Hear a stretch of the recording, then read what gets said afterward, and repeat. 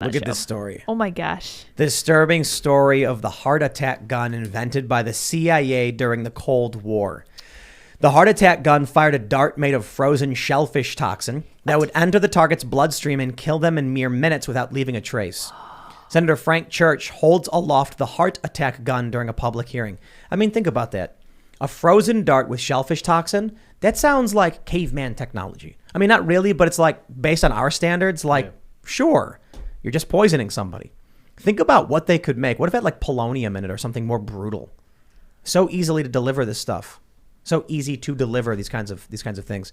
So there's a scope on it, and they hit you with it. You have a heart attack, and it leaves no trace. Amazing. Yep. And then what? How did that come out? Do you know much about this story? Yeah, because these guys are testifying in front of Congress about it right now. They say in 1975, more than 30 years of almost unrestricted CIA activity came grinding to a halt before Senator Frank Church on Capitol Hill after the shocking revelations of the Watergate scandal. Okay, so I guess it was Watergate. The American public had suddenly gained an intense interest in the activities of their intelligence agencies.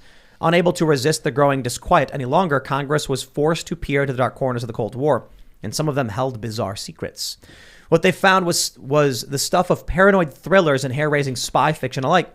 Aside from plans to assassinate national leaders from across the globe and extensive spying on American citizens, investigators came across the heart attack gun, a macabre weapon that could cause death in minutes without leaving a trace.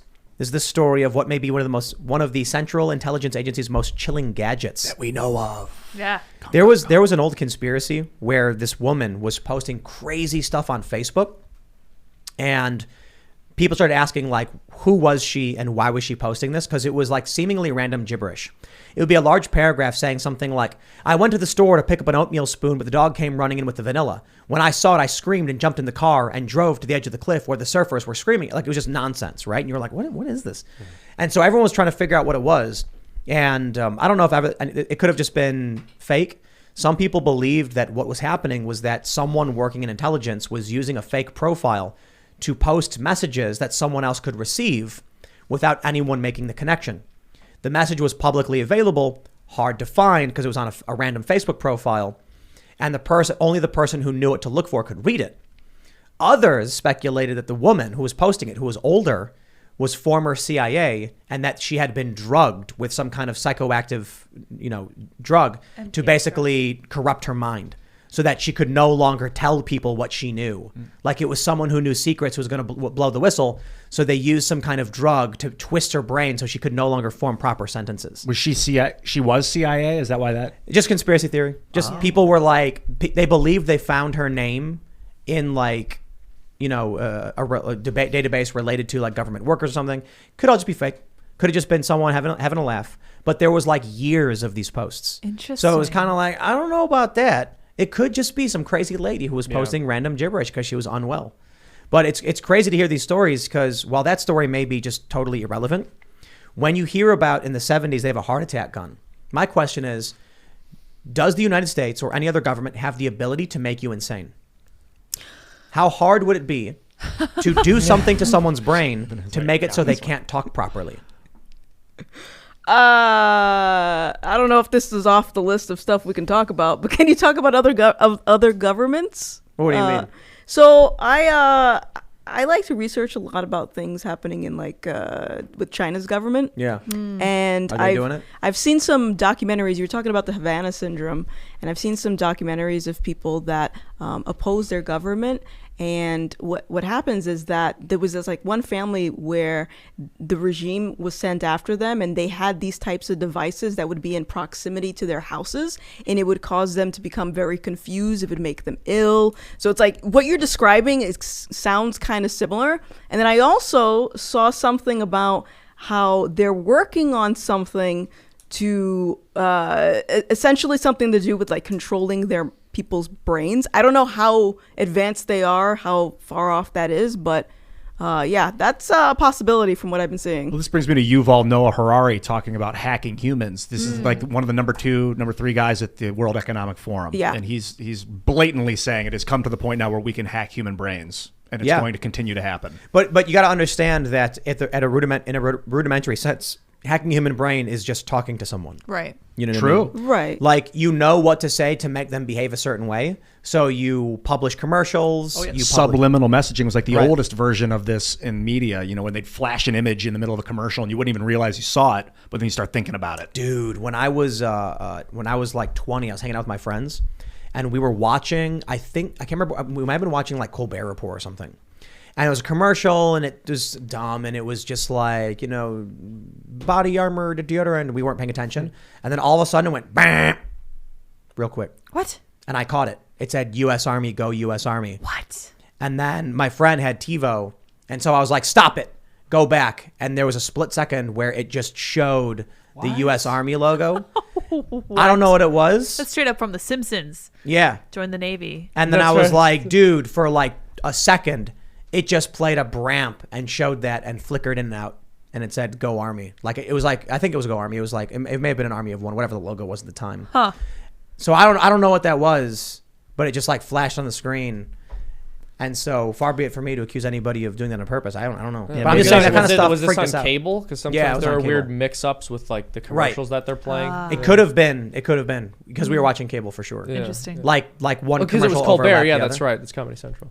Yeah, yeah. I saw like a porn one time, and there was Really, Ian? Yeah, let me tell you about Tell it, us Tim. more. there was subliminal like over the video. It was talking like the Russians have invaded. It is a humanitarian crisis. Just like Wait, what? Over, When? it kept repeating it over and over again. Recently? No, this was like 4 years ago. When did the Russians invade? I don't remember the exact propaganda that it was saying, but Crimea. it was like seeding this propaganda over and over again over the video. I was like, what the heck? weird. But it was blatant. It wasn't quiet. It was like, it was subtle though. It was very weird. Very weird. The only way to see it was to listen to it. It was crazy. You gotta So stop, there, man. there are That might be Stuff's true. gonna destroy your brain. there are a couple interesting devices that we know about. So apparently, you can buy flashlights that will shine specific patterns of light or colors that make people feel nauseated. Easily done. Yeah. Yeah, and then there's ULF sound generators, which is also the subject of Ultra low. ultra low frequency. I think this may be conspiracy territory. Like, well, I guess it's not a conspiracy; it's not criminal. But the idea is the militaries are working on technology where, and look this up because this might be nonsense. But I was reading about ghosts a long time ago. And I want scientific explanations for the ghost phenomenon. I don't care about someone being like, it's the spirit of someone. I'm like, get out of here. And so what I read was that in many of these areas where people claim there's hauntings, they've also found evidence of ultra low frequencies coming from maybe underground or from terrestrial movement, things like that, like geological activity. And this can have an impact on someone's body and cause manipulations in perception or a sense of someone being there around them or something like that. Right. And so this idea was weaponized, purportedly. Again, I haven't read. It was like 15 years ago. I was reading something on the internet, probably fake. But it was saying something like they have taken generators that generate ultra low frequency sound, and it causes people to feel disoriented, confused, paranoid, and sick. So these kinds of weapons, I would have to say, I believe. Come on. Of course, militaries around the world have been working on ways to incapacitate people by any means necessary. This is the from militarytimes.com. It's called Talking Plasma. You can find that if you look up militarytimes.com and Talking Plasma. And instead of beaming a flashing light, or shouting over a loudspeaker to keep people away from sensitive areas, new technology being developed could allow troops to fire a laser that can form a plasma ball that talks to the potential intruder. What? What? Talks to Wait, someone what? with a laser. Okay, this is What? military tech. Yeah, this is militarytimes.com. Pentagon scientists are making talking plasma laser balls for use as non-lethal weapons in 2019. That's more like it. I was gonna say all these weapons seem Stop, or we'll be clumsy. forced to fire upon you. This is awesome. I think a lot of UFOs that we see on radar are these plasma balls being Yeah. moved around really fast, just with laser. What were you saying before? It was like 3 lasers. Yeah, you triangulate, at least three or more. By quadrangulate, you can, and then you hit a point in the sky and create a ball of plasma, and then you can move. So that it's around. basically all the lasers are intersecting. Yeah. Creating a single point where the energy intersects and you can see it. yeah. Crazy. Yeah, so maybe they're pointing those towards people's brains. I don't know. If they can make They're you hear gonna- things. They're gonna one day Ian's gonna be like complaining of hearing a humming noise. He's gonna be like the Panama the Panama pump, the Panama what was it? What was I can't remember. I wonder What we're if talking about. I hear you. I mean, all this set aside, though, I could understand them developing these experimental new technologies to use as weapons, but they pretty much know how to control people already. You just make them lazy. Yep. You destroy Yeah, their but look- ability to defer gratification. That takes- they that takes will do whatever generations. you want, It but they've takes- already done it. Yes, but listen, no, I mean, we're here. We've got A couple tens of us. of thousands of There people are always watching. there are always going to be some people in a population who don't fall into it. But If they can take a sonar dish or something and point it at you and click a button, and then all of a sudden you're like, no, what's happening? Yes, I love Joe Biden. He's the greatest president. They'd do it. They'd be like, all right, mission I accomplished. have to go make Biden tunes. That's I right. have to go That's make right. Biden tunes. You're talking about ways to control that aren't like taking away something, like taking away your food or taking away your money. Yeah, well, look, as long as you get people to pursue pleasure rather than virtue, as soon as they believe that public opinion is on a specific side of an issue, they're going to go along with it because that's what's easier for them, and they've habituated themselves towards always taking the path of least resistance. Thanks for checking out this segment from the Timcast IRL podcast. But if you want to check out the full show live, tune in Monday through Friday at 8 p.m.